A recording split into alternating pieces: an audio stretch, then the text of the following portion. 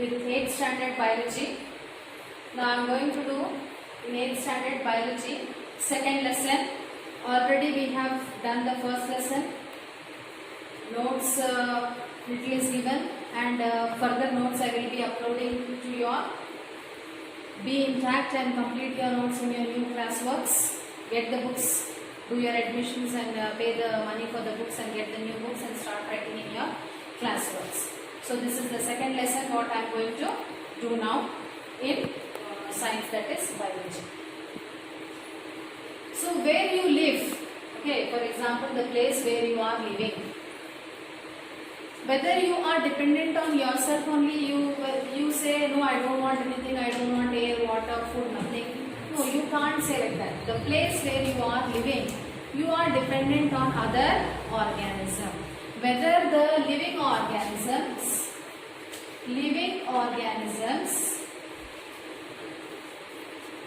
or the non-living organisms, non-living things we can say, organisms, no, non-living things. So wherever the place you are living, you see the living organisms are dependent on non-living things. The non-living things are in turn they are dependent on living organisms. So the place where we live, we are dependent on other things for our survival. That is the surrounding where we are living, where we are having a relationship with other things, with other living things. Living things are dependent on other living things also. They are dependent on other living organisms also. They are dependent on non-living things also. Non-living things are dependent on living organisms. So there is mutual interaction between living and non-living things, or living and other living beings. So that constitute our surrounding. That is what we see in our surrounding. So in this chapter we are going to learn what is happening in our surrounding. Which are the living things, which are the non-living things that interact with each other, what is special about our surrounding. So that is the chapter, that is our environment.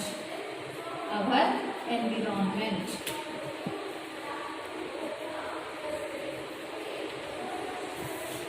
So what is environment?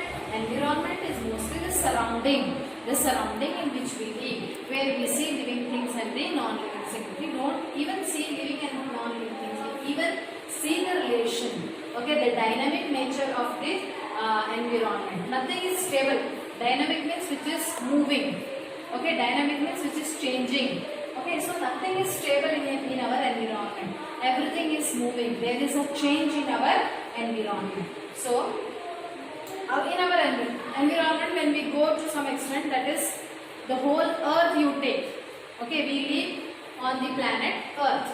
We live on the planet, unique planet. Okay, it is a life supporting planet. It is a life planet, what we say. It is a unique planet. We live on planet Earth.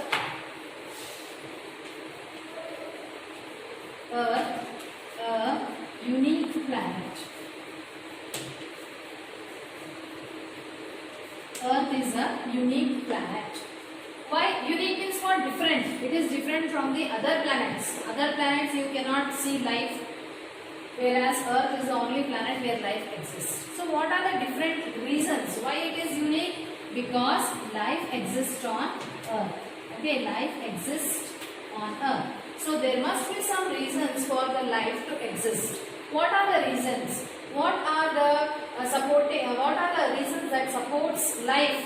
What are the reasons that sustains life on the Earth? The first one is the correct position of the Earth. The correct position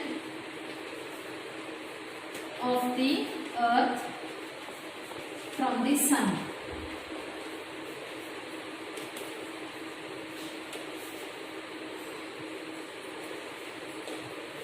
Earth is at a correct distance from the Sun. So that distance of the Earth, because of the distance, because it is placed in a particular position, because of that distance, what is happening? The Earth is neither too hot nor too cold. It has good temperatures to sustain life on the Earth. The next one is presence of water. Okay, water exists on the Earth in all the three forms, that that is solid, liquid and the gas. Okay, so the presence of water, you know water is very much essential. In our last class, we have seen about the importance of water. So water, without water, life cannot thrive on the earth. First water came. Then life started in the water first. Then as evolution took place, life came on the earth. So without water, you cannot imagine the life to sustain on the earth. So water, not only it is in the liquid form on the earth, it also exists in various forms in all the three states of matter, that is solid, liquid and the gas. And the third one is the atmosphere, the composition of the atmosphere. The composition of the atmosphere. Atmosphere means what? What do you mean by atmosphere? Atmosphere is the blanket of air which is surrounding the earth. Okay, the layer of air which is surrounding the earth is known as atmosphere. In atmosphere, there is correct mixture of gases. We have nitrogen, 78% nitrogen is there. Oxygen is 21%. Then remaining other 3% is somewhat carbon dioxide and other gases like hydrogen, argon, helium. All these other gases are present in a very small quantity. So because of the presence of oxygen, okay, because of the presence of nitrogen, okay, so there is the correct composition of atmosphere which makes life possible on the earth. If oxygen was more in quantity, what would have happened? If oxygen is exceeding nitrogen, nitrogen it is present in more quantity than the oxygen. Nitrogen dilutes the oxygen. So if oxygen is present in, no doubt we say oxygen is very much essential for our survival.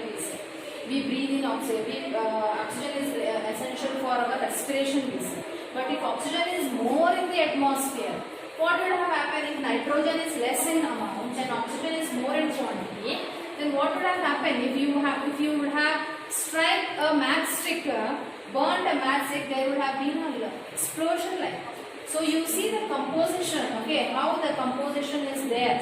It is diluting oxygen. It is nullifying the effect of oxygen. It is burning the matchstick. The fuels are burning at their own rate because oxygen is present at a normal rate. Nitrogen is diluting the oxygen. There is no kind of explosion when you are burning the fuels. Fuels are burning at a proper rate. They are not exploding. Why? Because there is correct amount of oxygen in the atmosphere. So these three things what we see makes the life possible on the earth. Okay. Now coming to water.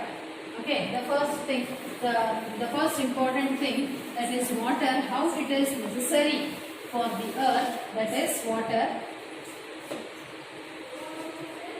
About 71% of the earth is covered with water. Okay, most of the earth's surface is covered with water. So that part of the earth, the part of the earth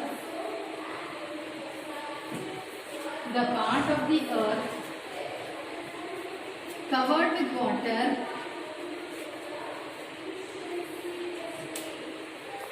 with water, is called hydrosphere. The surface of the earth, okay, the part of the earth that is covered with water is called hydrosphere. Hydro means water, sphere means the place. Okay, so hydrosphere may be anything in the form of big ocean, seas, lakes, ponds, rivers. So all this come under what? They come under hydrosphere. So how is the water there? What is the unique feature about the water? Okay, so most of the living organisms live in water. Okay, water can dissolve oxygen, carbon dioxide in it. Water can dissolve oxygen and carbon dioxide in it. So because oxygen and carbon dioxide are able to dissolve in water, the organisms which are living in water are able to absorb, are able to respire or take in oxygen or carbon dioxide which is present in the water. That is also one of the unique feature of the water. And water exists in all the three states, that is solid, liquid and gas.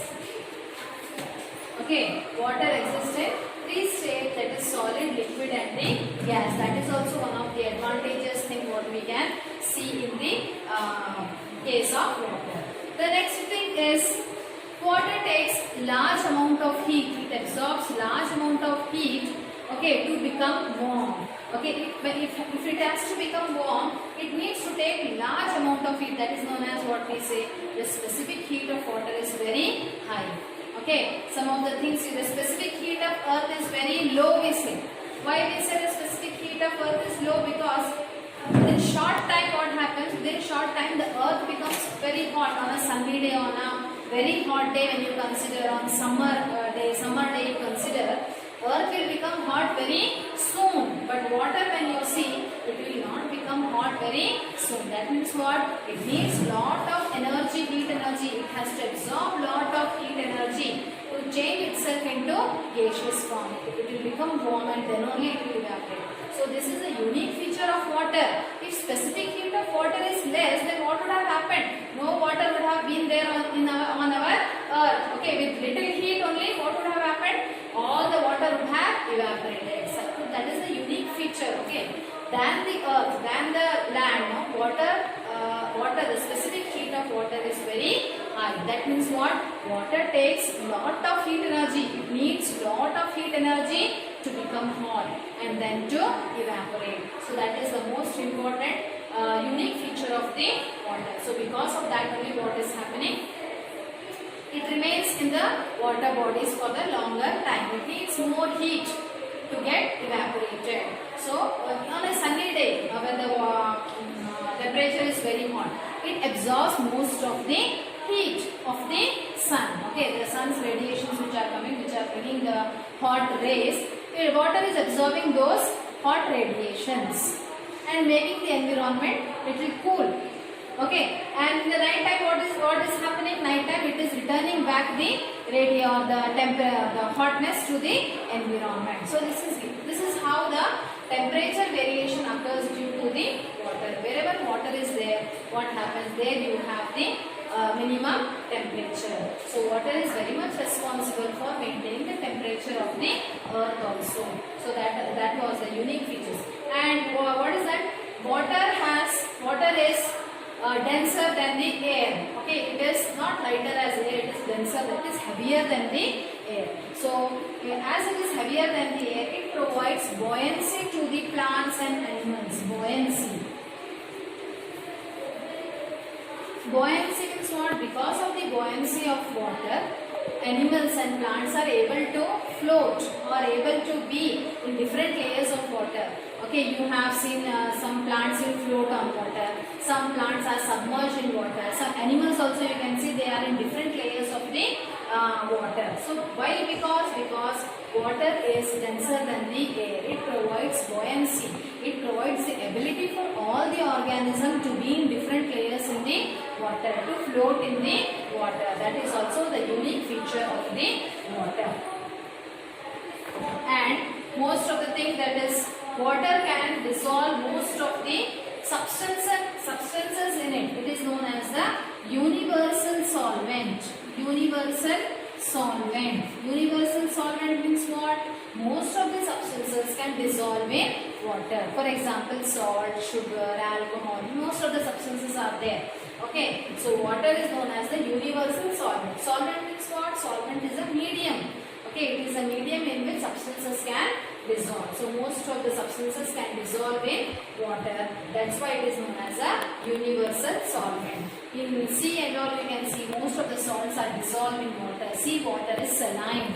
Okay, sea water we say it is a saline water. Okay, so that was about the unique features of the water, what exists on the earth.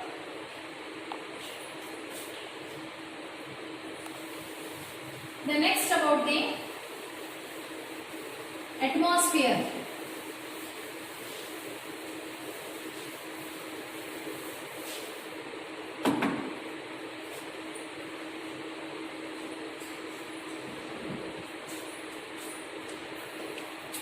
Atmosphere is another factor or the another component of earth. Earth is made up of three components. Okay.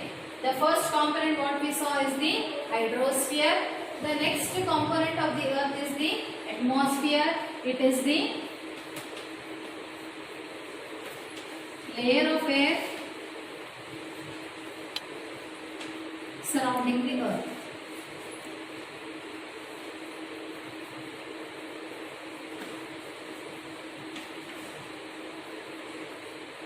The layer of air that surrounds the earth is known as the atmosphere. What all gases it has? For before only I have said 78% is nitrogen, 21% is oxygen, and remaining other is the carbon dioxide, argon, helium, okay, some amount of carbon monoxide. So these are the other rare gases which are present in very minute quantity. So the correct composition, the most important one what we see is the nitrogen and the oxygen, which are present in exact quantity, which enables the living organism, that is plants and the animals, to live on the earth. Okay. So the next component is the, so when the earth was formed, okay, when the earth was formed, the atmosphere of the earth was rich in carbon dioxide. Okay, it was rich in carbon dioxide when the earth was formed initially. But as the plants started to thrive on the earth, as the plants started to evolve on the earth, what happened? Because of their photosynthetic activity, because of the photosynthesis what they were carrying on, okay, oxygen started to mix in the atmosphere. The quantity of oxygen started to rise in the atmosphere. How this oxygen came? Oxygen is one of the byproduct of photosynthesis. Okay, the plants, the unicellular algae. The unicellular algae which started to thrive in water. In water only the life existed first. So when the unicellular algae or the multicellular algae started to thrive in the water, they began to undergo photosynthesis. So as photosynthesis took place, what happened? Oxygen got started to release in the atmosphere. So the earth now, from reducing type, it became to oxidizing type of atmosphere, because oxygen started to increase in its quantity. But when the earth was formed initially, carbon dioxide was more in quantity. But as plants came on the earth, they started to do photosynthesis. The oxygen level of the earth, of the atmosphere, began to rise. That was the thing what happened when the earth was forming. The next component of the earth,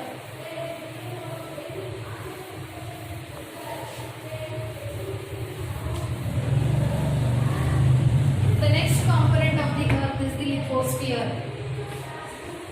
Lithosphere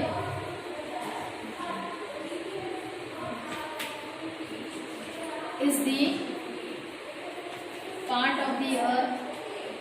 Lithosphere is the part of the is the crust of the earth. Is the crust of the earth. Or what you can say, the land part, the land of the earth where we are surviving. Okay, land animals live on land. Oh, we have even the land in the deep oceans also. The bottom of the sea or the ocean is the land only. That also comes in lithosphere. Mountains, plains, ocean beds, then valleys, all these are what? They come under what? They come under the earth crust. Okay, includes ocean floors, plain lands and the mountains and all. All these come under what? Lithosphere. Ocean beds,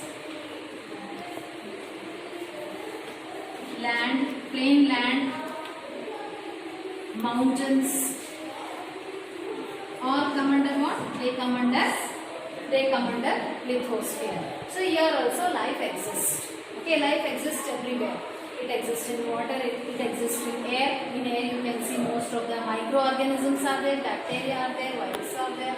Okay, and we see the living organisms in water, we see living organisms on the land. So everywhere land exists, everywhere the living organism exists. Okay, so lithosphere is that part of the earth where there is land. Okay, the land part of the earth is known as the lithosphere. It comprises of what? Ocean beds, lands, mountains. Okay, plain lands, ocean beds, mountains, all these come under lithosphere. So today we have learnt about the three components of the earth, that is the hydrosphere, atmosphere and the lithosphere. The fourth component, that is known as the biosphere.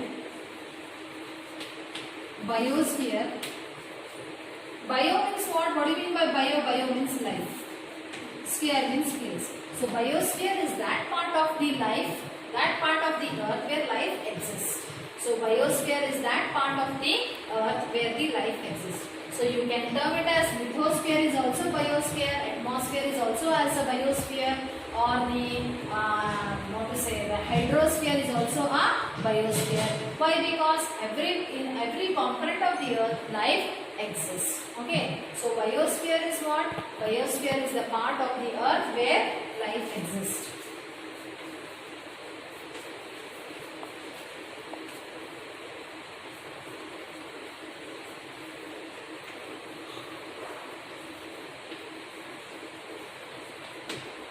So in this sphere of life you can see different kinds of living organisms interacting with the other organisms. So the next term what you are going to see is about the ecology. What is ecology, or what is... So I said earth is dynamic in nature. Okay, earth is dynamic in nature. Dynamic means what? Which something which is not still. Some changes are going on on the earth. In what sense the changes are going on? The changes within the biosphere. What changes? The interaction between the living and the non-living thing. We cannot say we are not dependent on non-living things. We are dependent on air. We are dependent on water. We are dependent on soil. So all these are the non-living things. So even non-living things are dependent on the living things. For example, so this interaction, the interaction between the living things on other living things, the interaction between living things on the non-living things, the interaction of non-living things on the living things, that is what all the processes are going on, and that is known as what? Ecology. Ecology, or the environmental study also you can say. So ecology is the study of ecosystem. Ecology is the study of the ecosystem where we see interaction between living things and the non-living things. Living organism and the non-living things, they interact with each other to sustain on the earth. That interaction is known as what? Ecology. For example, what is that interaction we will see?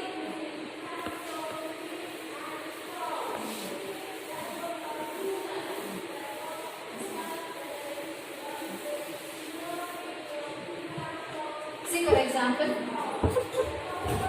animals depend on plants. Okay, animals depend on plants. For what they depend on plants? They depend on plants for food, for oxygen. Okay, these are the main things, isn't it? Animals depend on plants for food, for oxygen and all. Plants depend on animals for what? Plants depend on animals. Plants depend on animals for carbon dioxide, for the nutrients.